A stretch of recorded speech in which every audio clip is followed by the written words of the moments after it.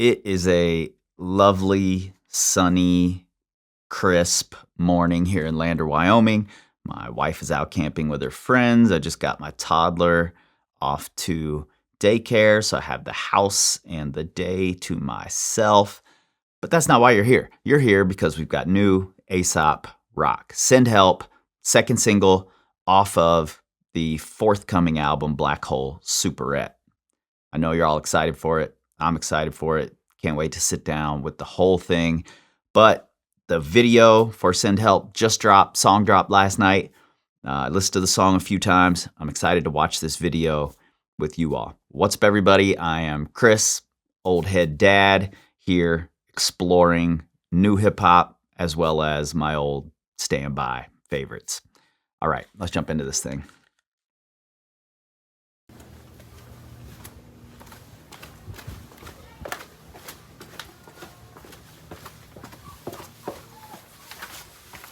Where are we going?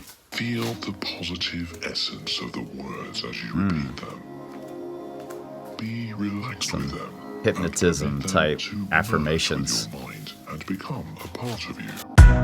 Okay, fuck all that bullshit though.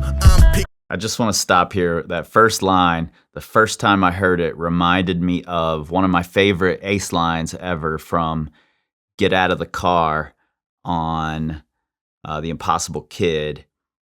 And it's, no one ain't half the battle. That's a bullshit quip written by some asshole. Love that line. This reminds me of it. F all that. He's not into these positive affirmations trying to hypnotize him. Not into it. I only open books that glow. Whodunits and cozy mysteries. Who stole the crypt keys? Who showed the minions to the minced meat? It was me. Hut, helmet off, blitz the whole bit stream. Override the AV in with AV out the in between. IVN, one of Epi, one of Ralph Steadman. BB Judge, EPMD, the amazing Kreskin. His bag is a braided bread in the oven for 30 days. It's never the same twice. It's always a perfect bake. It's purple pearls when you're looking for just the facts. You wanna know where I've been, some other where nothing's mapped. That whole section feels like he's describing himself. That hut, helmet off, blitz the whole bit stream. Like, I'm in the game, but I'm not playing by the rules. I'm not doing it your way. I'm just coming to do what I do, and it's gonna disrupt everything. Override the AVN with AV out the in-between. IVN, one of Epi, one of Ralph Steadman. Phoebe Judge, EPMD, the amazing Kreskin. This feels like the recipe for who Aesop Rock is to me. And I also find it really interesting as a person who loves words, loves to rap, loves to put words together. He could have said IVN, one of epinephrine, instead of Ralph Steadman. But he wanted that Ralph Steadman in there, and I suspect, like, I have this vision in my head of Ace sitting there trying to make it all fit, trying to make one of epinephrine, one of Ralph Steadman, Phoebe Judge, EPMD, the amazing Kreskin, and just not getting it all to fall right on the beat. So he just shortened it to IVN, one of Epi, one of Ralph Steadman. So this is all what's being put into his bloodstream. Ralph Steadman was, or is, a British illustrator. He's done a bunch of books. I believe he did Fear and Loathing in Las Vegas, Hunter S. Thompson. He's got a really distinctive style, really sketchy style with like watercolored, partial watercolor filling in. Phoebe Judge was she's from Chicago, I believe, and was on Dick Gordon's The Story, which was one of my favorite early podcasts. Maybe the podcast that got me into podcasting, the radio show that got me into podcasts. But then she moved on to Criminal, and then to This Is Love, and then to, during the pandemic, Phoebe Reads a Mystery. So that throws back to his I Only Open Books That Glow, Whodunits and Cozy Mysteries, Who Stole the Crypt Keys, EPMD, hip-hop group from Long Island, early rap, big drums, Eric and Parrish Making Dollars. That's what EPMD stands for.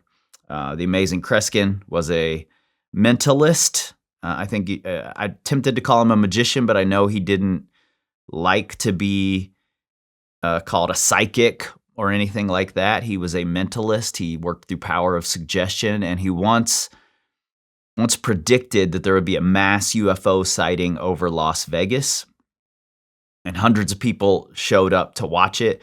And then when it didn't happen, he went on the radio to say that was all just to show the power of suggestion, that people will believe anything they hear. And I feel like that is a big part of Aesop's ethos. His bag is braided bread in the oven for 30 days. It's never the same twice. It's always a perfect bake. I think this is talking about challah, the Jewish bread. I know he's used like his grandmother cooking before in songs, and I think this is just a part of his DNA. It's purple prose when you're looking for just the facts. You want to know where I've been, some other where nothing's mapped. His music is purple prose. It's this flowery visual description. And you want to know where I've been, some other where nothing's mapped. I'm trying to get off the map. I'm trying to be off the grid. I'm not where you expect me to be. All right, let's keep going. Days, it's never the same twice. It's always a perfect bake. It's purple prose when you're looking for just the facts. You wanna know where I've been, some other where nothing's mapped. Lost at the wall bounds, faded face in 30,000 square feet of long aisle.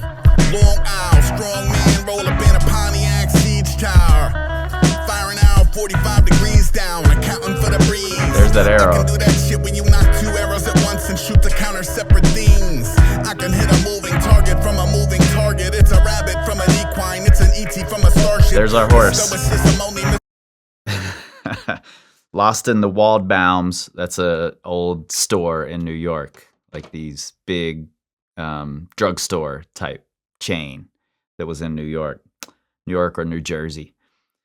Long Island. He's from Long Island, same as EPMD, who we mentioned earlier, as part of who he is, who his DNA is, what's being shot into his veins. I don't quite understand the Pontiac Siege Tower. Maybe it's just a big old boxy, clunky car. I don't know. There's also the Pontiac Siege, which was Pontiac Native Americans sieging Detroit way back. Somehow I doubt that's what he's talking about, but I can't put that past him, because then he goes on to his bow and arrow, which he keeps bringing up. And thank you everybody in the comments for the Checkers video who told me, I did not know about this at all, that he used a bunch of bow and arrow promotional shots for None Shall Pass. I don't remember those at all, but they're hilarious. It's just him and this recurve bow. Sometimes he's got an owl on his shoulder, I think. So, very Aesop rock. But he keeps bringing up this bow and arrow. And in here he says, I can do that where you knock 2 arrows at once. So he knows what he's talking about. Knocking arrows is that little notch in the back of the arrow. When you put that on the string, that's knocking the arrow. And you can knock 2 arrows at once and shoot them really close to each other. So he must be versed in shooting a bow and arrow. I have to think that now. But now he's shooting it off the back of a horse. Here's our other horse mention. So far we've gotten 2 songs from this album, 2 horse mentions. And I swear I saw him on Instagram saying he's gotten away from the horse thing. Maybe he just said he's gotten over his horse fear. I'm not sure. But so far we've got 2 horse mentions. Also, this shot that keeps happening of him walking this dog, and it looks like they're a target with some sort of infrared, glasses or infrared scope, or infrared camera that's tracking them.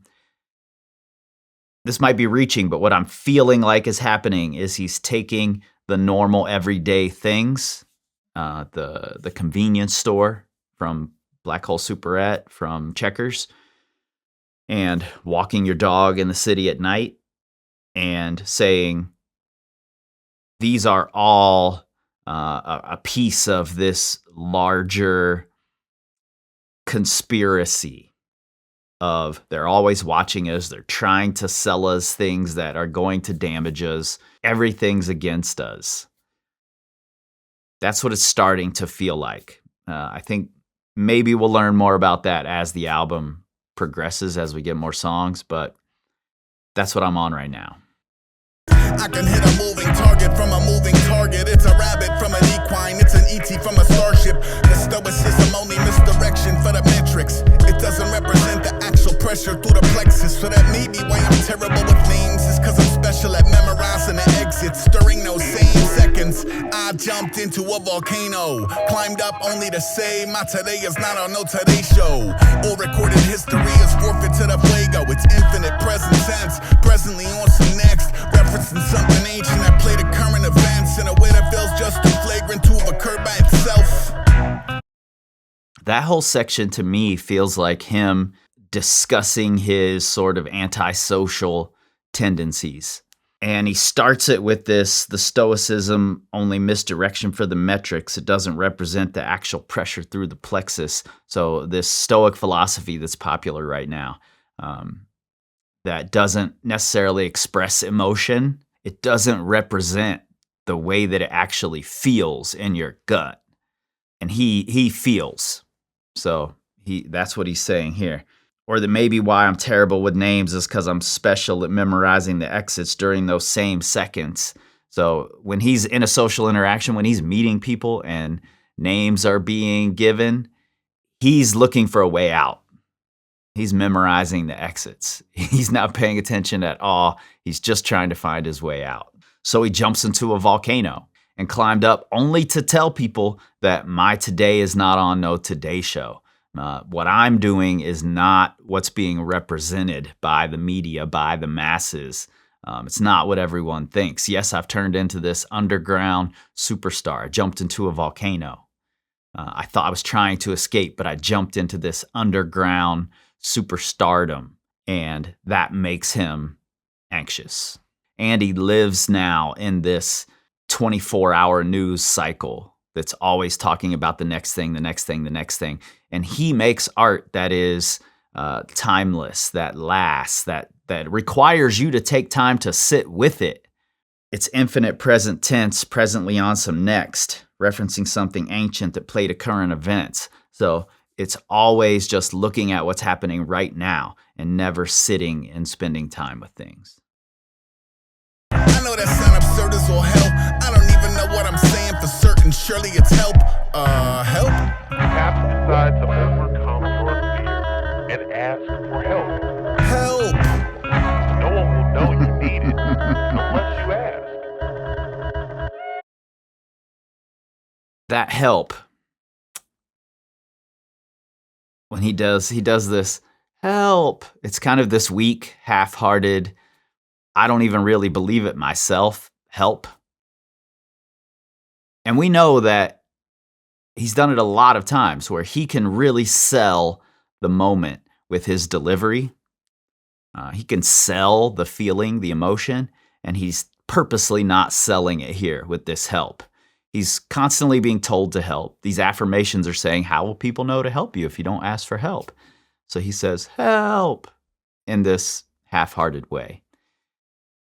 And that reminds me of the new Ray Vaughn, The Good, the Bad, the Dollar Menu project. In the very first song, Flocker's Remorse, he says, if you was going to help, it would be automatic. And my wife is always telling me that I need to ask for help more often. But the thing about making creative things, the thing about producing something that's your vision that comes out of you, is there are very few spots, very few places where you can ask for help. Because the next person just doesn't understand your vision. Yes, you can ask for help for the back end things, the admin things, those tasks that you don't necessarily have to do. But for the large bulk of it, and the emotional work that has to be done to put into your art, you can't really ask for help for that. And that's draining. And I think that's what he's saying here. And I think that's what Ray Vaughn was saying, though Ray Vaughn's is also layered with his situation being Black in America, asking for help. Who do you ask? Another Black person and put the pressure on them? it would be automatic if you were going to help. I often feel that way. Maybe my feeling is wrong, and maybe I do need to ask for help more often. Maybe Aesop Rock needs to ask for help in a real way that's not half-hearted, but I feel like that's what he's saying right here. Same bat time, same bat channel, same flat line, same plaid flannel, same bad gamble, same graph name on the axe handle, brand new taxidermy mammal on a mantle, man. I ain't sneaking by the sleeping bear. I mean, if you ain't down to let it eat you, why you even here?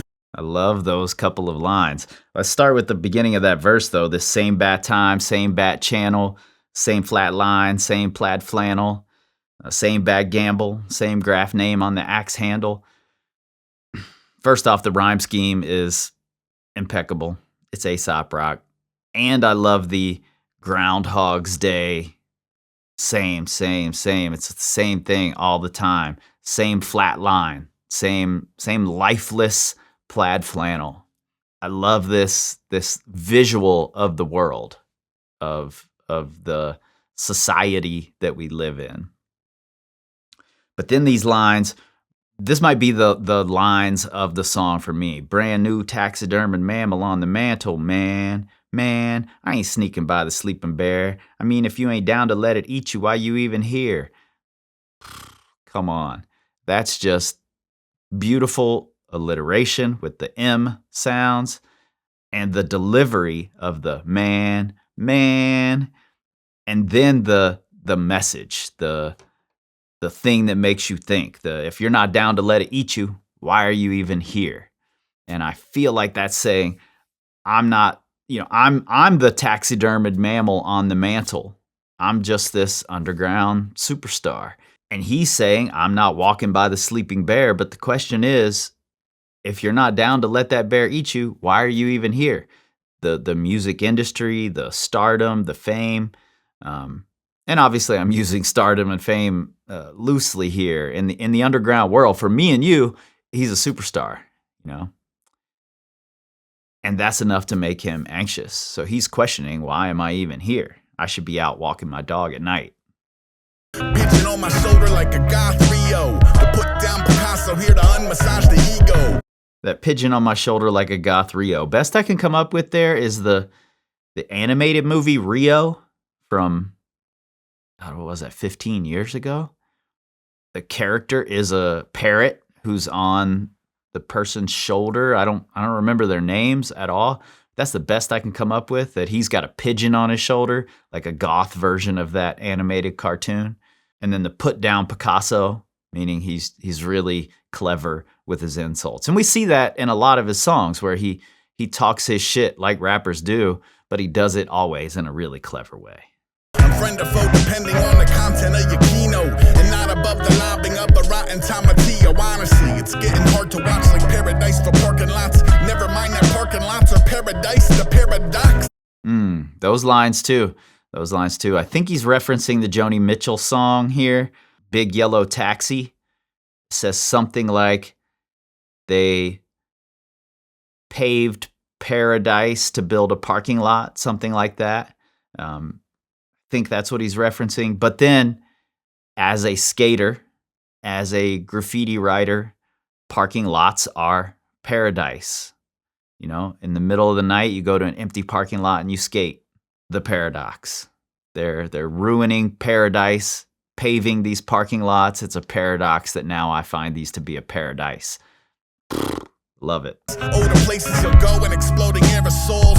The running with a boiling beak or in a pair of tongs. Drink a shot of Ant and Roach. Eat a bowl of cherry bombs. With with chimichurri sauce. Boyhood drawing B-boys with big sneakers to the shoe fit. Now they pouring plaster in a footprint. Take it to the lab, show the cast to the bullpen.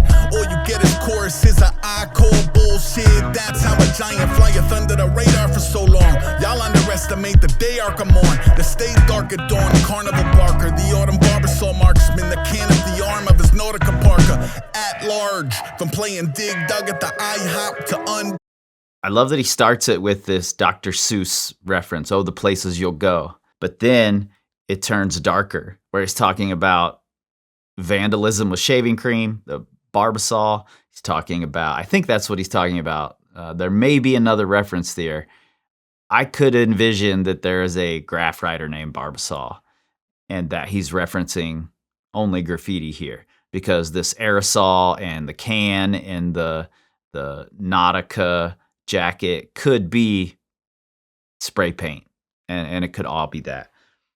But I feel like this is all part of him explaining his artistic process, because if I visualize what he's saying here, these graph writers under the cloak of darkness, or these kids with shaving cream going out to put shaving cream on somebody's car or whatever, and this mad scientist running with this boiling beaker and the tongs. I feel like that's him creating his art. It's this undercover of darkness. It's this little bit mad scientist. It's this part drinking pesticides and eating cherry bombs with a little bit of peri peri, no chimichurri sauce. So not this hot pepper sauce, but this chimichurri sauce instead. Just saying, I'm discerning about how I create my art. But then he goes into this boyhood drawing b-boys with big sneakers till the shoe fit. So he's been learning to do this since he was a kid. It's this walk the walk, fake it till you make it sort of idea. I'm drawing these, I'm imagining these b-boys with big sneakers until those shoes fit me, until I am that person. I've immersed myself in it. I've created art through it until I am that person. But then when he is that person, pouring plaster in the footprint, take it to the bullpen, hear the choruses of bullshit. Nobody believes it. Everybody is asking for something else. So they just don't believe it. And that's how giants can go unseen for so long, because the people just automatically don't believe it. They need something else. They need more proof. They need more of what's already out there. Barbasol marksman, the can of the arm of his Nautica Parker. At large, from playing dig dug at the IHOP to undead 3-inch punch in a pine box to... That's really clever too. The playing dig dug at the IHOP to undead 3-inch punch in a pine box. Dig dug is an old arcade game where you're digging tunnels underground. So he's an underground rapper, underground superstar, playing dig dug, and then he's underground in a pine box, 3-inch punch. So he's been buried alive by this stardom, probably by people asking for a tour constantly. I want a tour just as much as everybody, but he's doing what he wants to do, and he's feeling buried alive by all of this. It's contributing to his anxiety, the fact that he is the legend that he's become, this living legend buried in this pine box, trying to get out with these 3-inch punches. Megas of the month, 3 months standing, and more than magenta, yellow, and cyan ink. The Megas of the month, Megas is like a sorcerer, a magician. And the more than magenta, yellow, and cyan ink is saying the whole is greater than the sum of its parts. So these things that I'm making are not just the ink that they're made up with, the words that I write. It's not, you're focused on the words. People put so much focus on the fact that he uses, that he's verbose, that he uses big words, and that he uses unique words. But that's not what his art is necessarily. I think people go too far with that. And he's saying, my art is more than just these parts that make it up. It ebb and it swell. It could celebrate the memory or separate the cells. It could focus on excelling or accentuate the hell. That's excellent. Can it send help? Cause help? Just remember, Cause help? That part there where he's saying it's a wave, it ebb and it swell. It could celebrate the memory or separate the cells. It could focus on excelling or accentuate the hell. That's excellent. Can it send help? He's saying this is what my art can do. It depends on how you take it. If you want it to celebrate the memories, it can do that. If you want it to accentuate the hell, it can do that. That's up to you. But this thing that I'm making, can it send help for me? Because I need help. But I also don't really know how to ask for it or know if I should ask for it. Help? Up to you to choose to get help. Help! And there's nothing to be embarrassed about. It will only help you. This video that's in this sort of dream state, it looks like these colors from old negatives, and we see the targets now and then, or the infrared now and then, and occasionally there's static and it goes blurry. That just feels to me like him walking through this life where it's like, I'm just trying to do something really simple. I'm trying to live my life the way I want to live it, and it's starting to get fuzzy. I'm feeling anxious. I think that represents his anxiety. Him walking the dog at night by himself is indicative of his antisocial tendencies. And even when he's trying to escape, there are still infrared cameras watching him. There's still people watching him. He's jumped into this volcano. There's only one reference here to outer space, and that was the bow and arrow riding on a spaceship shooting an ET. So Checkers was very outer space. Black hole superette indicates outer space. So I'm wondering if we get more of that outer space theme. This feels a little lonely, which I could certainly, connect to outer space, and I don't think I'm reaching there. So it still fits into the theme for me. I think a lot of people misunderstand Aesop Rock because he's speaking in broad themes and he's speaking in metaphors. He's not just verbose. He uses these huge extended metaphors. And for me, so far, this fits right in. And it fits right in with who he is and what he has to say. So looking forward to the whole thing. I think he said there's another single coming before the album drops, but I believe the album drops in like 2 weeks. So we'll see. All right. Thanks, you guys. I'll see you next time.